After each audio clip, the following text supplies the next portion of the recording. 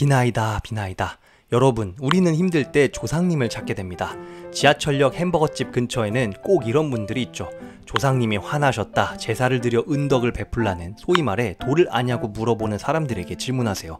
아니, 우리가 하는 기도를 조상님들이 알아들으시냐고요. 조선 4대 왕 세종께서 1446년 음력 9월 29일에 훈민정음을 반포하시고 문자로서 사용 중인 한글. 하지만 그 시대 언어의 소리를 복원하는 건 불가능합니다.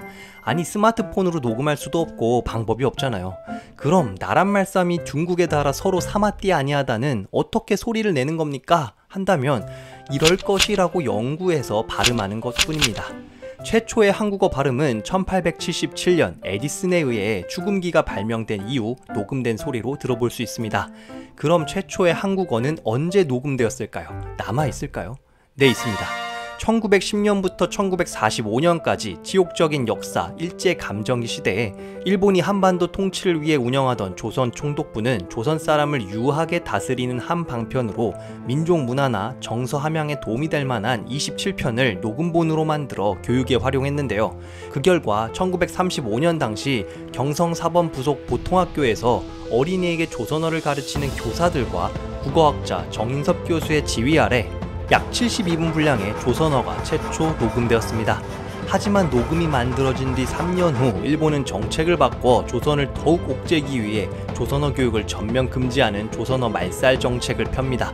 그리고는 기존에 지들이 녹음시켰던 조선어 목소리 레코드판을 모두 회수해 폐기합니다. 이때 녹음에 참여했던 정교한 씨는 조선 총독부의 눈을 피해 그야말로 007 작전에 버금가는 레코드판 사수 작전으로 결국 레코드판을 지켜냅니다. 하지만 레코드판은 크게 훼손되어 들을 수 없었고 한국에서는 복원할 수 없었기에 영국까지 가져가 최고의 기술로 레코드판을 복원하죠. 진정 목숨을 걸고 지켜낸 한국어 교재 조선어 독본, 바로 100년 전 우리 조상들의 발음과 억양을 들어보겠습니다. 듣기 전 다시 말씀드리지만 이 녹음본은 100년 전 일제가 대한민국을 침탈하는 가운데 한국어를 가르치고자 하는 일념을 담아 녹음한 것입니다. 가벼운 마음으로 녹음한 것이 아님을 말씀드립니다.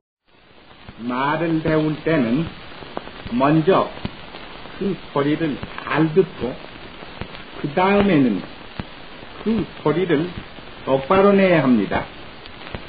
그리고 그 뜻도 잘 알아야 하는 것입니다.